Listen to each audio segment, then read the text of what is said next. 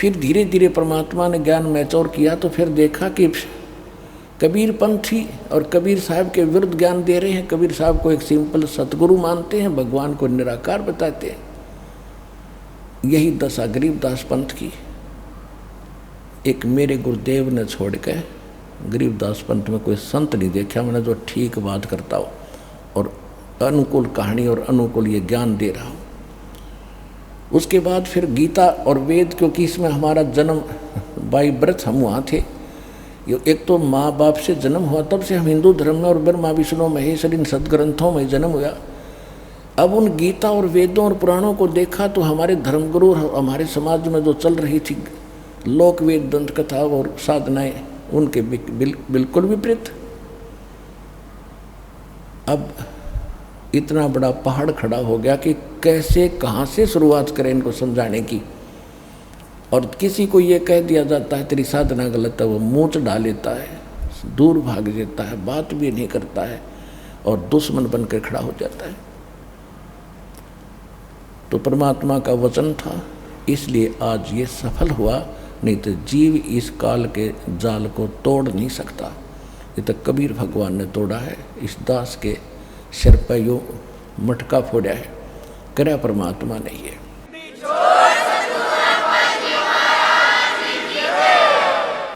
अब परमात्मा की थोड़ी सी पहचान बताएंगे, क्योंकि परमात्मा को जानने के लिए तो ऋषियों ने सारे जीवन भी लगा दिया, तो भी ना समझ में आया उनके। उसका कारण क्या था? वस्तु कहाँ खोजे कहाँ, किस विद लागे हाथ, एक पलक में पाइयो खोजी ले लो हाथ। एक सेठ था, उसने अपने बच्चों से बता दिया था कि बेटा अभी मैं तुम्हें धन बताऊंगा नहीं, और मैं लिख कर जाऊंगा एक पैड पे बही में। मेरी कभी मृत्यु अचानक हो भी जाता, उस पैड को समझ लेना, उसके आधार से निकाल लेना। और पैड में भी कोड वर्डों से लिख दिया, कोई सैनपढ़ का चोर ढूंढ लेना, पिता की मृत्यु होगी। बच्चों ने फिर कुछ दिन के बाद क्रियाक्रम करके देखा भी पिताजी धन घना बतावे थे और पैड में लिख रखा बतावे थे। वह पैड देखी, बही देखी, उसमें लिखा पाया कि चांदनी 14 रात के 12 बजे मंदिर के गुम्बज में सर्वधन दबा रखा है। अब उन्होंने कुछ दिनों के बाद के देखा, रात के 12 बजे वो मंदिर का गुम्बज फोड़ा। मंदिर का गुम्बज फोड़ कर देखा, उसमें कुछ नहीं पाया। तो बड़े चिंतित हुए कि इतना धन, और पिताजी तो गलत लिख गए, ये तो बहुत, अब वो मिलेगा नहीं, क्योंकि जहाँ उन्हें लिखा वो हमें मिला ही नहीं, तो और जगह खोज कहाँ सकते। बड़े चिंतित उदास थे। तो उनका मित्र था उनके पिता का एक लाला जी, वो शोक व्यक्त करने के लिए आया, क्योंकि पहले ऐसे साधन थे, कई दिन महीनों पीछे पता चलता था कि मृत्यु होगी मित्र की। बच्चों ने अपनी समस्या बताई कि अंकल जी ऐसे ऐसे मेरे पिताजी ने धन लिखा था, वहाँ मिला नहीं, और हमने तो बड़ी चिंता होगी, बहुत घना धन है। उसने कहा कि बेटा दिखाओ कहाँ लिखा है, मैं देखता हूँ। उसने देखा, उसमें लिखा था चांदनी 14 रात्रि के 12 बजे, और मंदिर के गुम्बज में सारा धन। हाँ, गुम्बज तूने तोड़ रखा मंदिर का। तो गांव वाले कहने लगे, अरे निकम्यो, तेरा बाप तो ऐसा धार्मिक था, मंदिर बनाया तुम तोड़न लग गए। तो उन्हें शर्मिंदा ने कहा जी हम इन्हें बढ़िया बनावाएंगे, पिताजी का आदेश है। वहाँ तक नो इज्जत बचाई। फिर उसका वो अंकल कहने लगा, बेटा इस गुम्बज को फिर तैयार करो, और अगली 14 चांदनी को मैं आऊँगा, फिर बताऊँगा धन कहाँ पर है। उन्होंने मंदिर दोबारा बनवा दिया गुम्बज ऐसे ही। तो रात्रि चांदनी 14 रात के 12 बजे उस मंदिर की जो छाया जहाँ गिर रही थी उस मंदिर के पास आंगन में गुम्बद जहाँ नजर आ रहा था, 12 बजे या 2 बजे जैसा उसने बताया, चांदनी 14 को मंदिर की जहाँ भी छाया जा रही थी गुम्बद की, क्या बेटा इस यहाँ निशान लगाया आंगन में, वो कच्चे आंगन में, यहाँ खोदो। वो खोद जाता ज्यों का त्यों पा गया और वहाँ फोड़ा मंदिर के गुम्बद ने। ये कोड वर्ड थे। तो ये सदग्रंथ जो है इनमें परमात्मा ने कोड वर्डों में धन दाब रखा था। ये कोड वर्ड इस दास का समझ में आए, अब खोल दिया भंडारा। जिन महापुरुषों को परमात्मा मिले, जिनके शुभ नाम दास बार बार बताता है, उनको छोड़कर सब ने गुम्बद फोड़े। वो स्थान नहीं मिला उस खजाने का जो हमारे ही सदग्रंथों में आंगन में दबा पड़ा था। इस दास ने आके खोला, जो का त्यों पाया, राजा अपने खर्चा और खाया।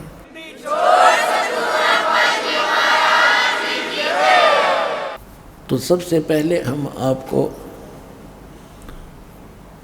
आदरणीय गरीबदास साहिब जी को परमात्मा मिले, ये कथा आपको बहुत बार सुना रखी हमने। थोड़े से हिंट आज देकर आज का विषय पूरा करेंगे। आदरणीय गरीबदास साहिब जी गांव छुडानी, जिला झज्जर, हरियाणा प्रांत में जाट किसान के घर उनका जन्म था। 1450 एकड़ जमीन थी, बहुत बड़े किसान थे। और वहाँ उनके नानके थे, अपने नानका में रहा करते थे, क्योंकि उनका कोई मामा नहीं था। इसलिए उनके नाना जी ने उनके पूज्य पिताजी यानी गरीबदास जी के पूज्य पिताजी को वहाँ पर घर जमाई रखा था, सारी संपत्ति उनके नाम कर दी थी। गरीबदास जी का जन्म वहीं हुआ था जब वो 10 वर्ष के हो चुके थे।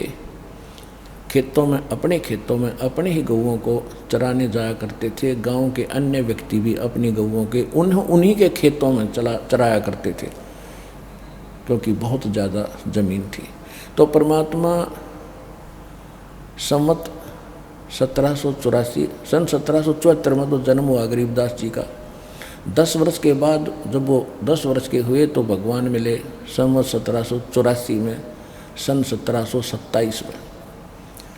परमात्मा कबीर साहब सतलोक से आए, जिंदा महात्मा का रूप बनाकर वहाँ बच्चे बैठे थे वृक्ष के नीचे, जांडी के पेड़ के नीचे, जाटी के। दिन के 10 बजे के आसपास फाल्गुन उतरते की द्वादशी, फाल्गुन सुदी द्वादशी, चांदनी द्वादशी, तो उस समय गर्मी हो जाती है।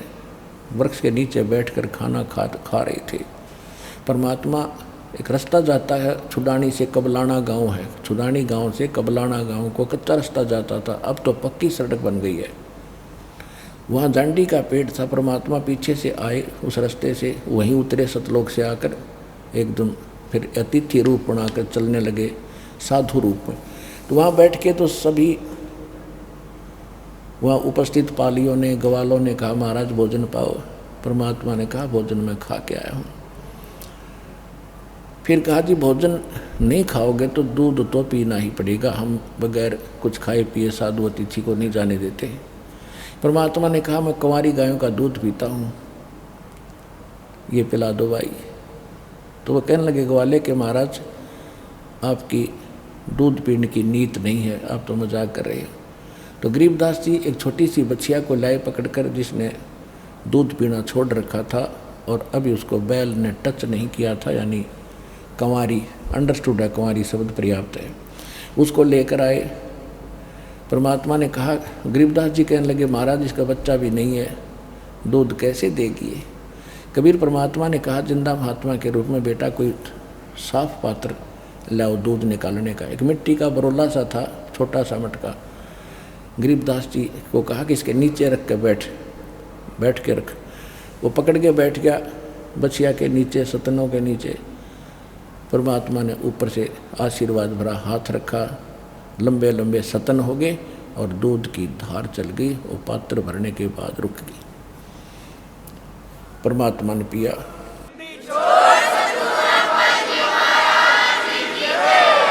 गरीबदास जी ने परमेश्वर को दिया, ले महाराज पी लो। आप तो कमाल कर दिया आपने तो।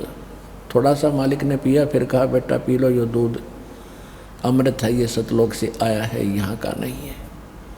लेकिन जो बड़ी उम्र के एज्ड जो पाली थे, ग्वाले थे, वो कहने लगे हम नहीं पीवें, ये तो कंवारी गाय का दूध निकाल दिया जादू जंतर से, पाप का दूध है, हम नहीं पिएंगे, उठकर चले गए। गरीबदास जी कहने लगे महाराज मुझ दास को दो, आपका कब कब मिले ये अमृत। क्योंकि कहते हैं होनहार के पूत के कहते पालने में ही पैर नजर आ जाते हैं, तो बचपन से ही उसके अंदर यह प्रेरणा थी। परमात्मा ने कहा बेटा ले अमृत पी, भक्ति कराया कर, काफ़ी ज्ञान दिया, तो उन्हें प्रेरणा हुई, तो मंत्र प्रथम दिया 5 नाम का। फिर प्रेरणा हुई कि आप उस सतलोक तक को दिखाओ दाता, एक बार विश्वास दृढ़ हो। सतलोक लेकर गए, फिर वापस छोड़ा।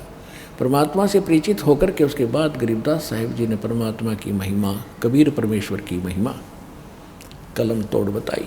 क्या बताई? हम सुल्तानी नानक तारे दादू को उपदेश दिया, जात जुलाहा भेद न पाया वो काशी महे कबीर हुआ। अनंत कोट ब्रह्मंड का एक रति नहीं भारे, सतगुरु पुरुष कबीर हैं ये कुल के सिरजनहारे।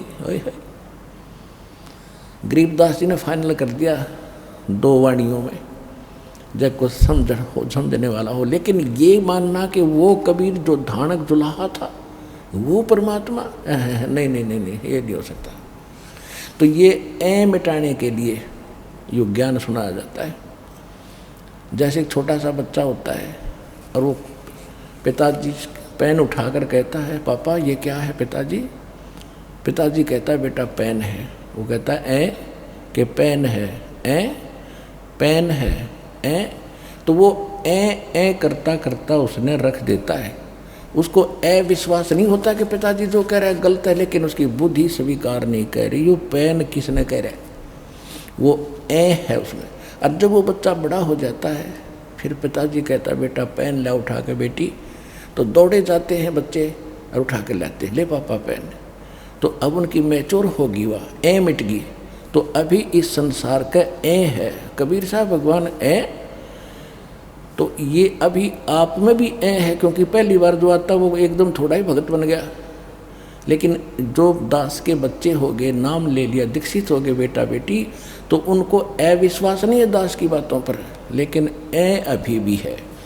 तो वह मिटाने के लिए ये सत्संग सुनाया जाता। अब गरीबदास साहिब जी ने जो परमात्मा की व्याख्या की वो सुनाऊंगा। पुण्यात्माओं, सन 1994 से लेकर सन 2012 तक तो हमने इतना संघर्ष किया है कि इस अज्ञान का नाश करने में सफल हुए कबीर भगवान की रजा से। और 2012 के बाद अब आप देख रहे हो कैसा उफान आ गया भगवान के ज्ञान में। हाय हाय